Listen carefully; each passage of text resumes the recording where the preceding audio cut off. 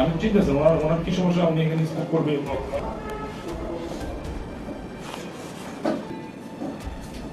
ভাবি কই?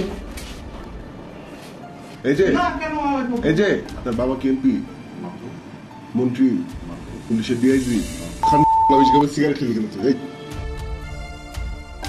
হঠাৎ করে উত্তরা পশ্চিম থানায় আসলেন এক যুবক। কাউকে কিছু না বলে ঢুকলেন ওসি তদন্তের রুমে।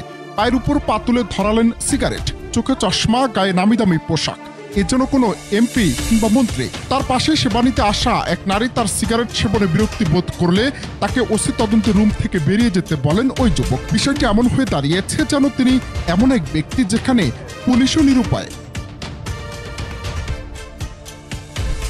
এ সময় পুলিশ, পাশে থাকা নারী এবং ওই রুমে থাকা বেশ কয়েকজনকে এ নিয়ে কথা বলতে শোনা গেছে এবং তার এই কাজ নিয়ে প্রশ্ন করেন কেউ কেউ। কিন্তু কে এই যুবক, কি তার পরিচয় তা নিশ্চিত নয় কেউই।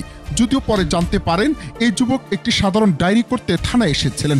পুরো পরিস্থিতি দেখলে যে কারো মনে হতেই পারে পুলিশ যেন পুরো নিরুপায় সেখানে। কিন্তু আসলে মূল ঘটনা কি, কেন এমন কর্মকাণ্ড করছে এই ব্যক্তি? আমি তো আপনার ব্যাপারটা বুঝলাম না।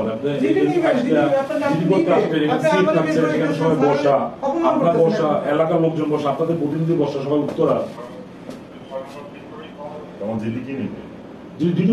বসা জি ওখান থেকে আমার পাঠাইছি, এটা বলুন ভুল হচ্ছে। আমার পাঠাইছি কি পাঠাতো না, ভুল বলছে ও। আপনার কাছে পাঠাবে কেন?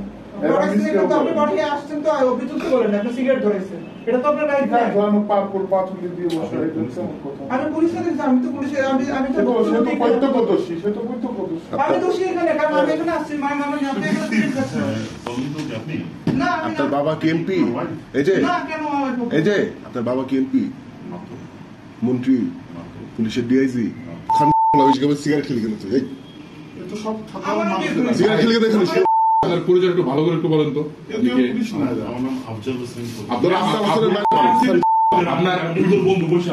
যদিও এই ঘটনায় সবশেষ পুলিশ বলছে এমন কর্মকাণ্ড কোনো স্বাভাবিক ব্যক্তি করতে পারে না। পুলিশের ভাষ্য মতে এই ব্যক্তি একজন মানসিক রোগী। ঘটনার পরে তারা খোঁজ নিয়ে জানতে পারেন অনেক আগে থেকে এই ব্যক্তি মানসিকভাবে অসুস্থ।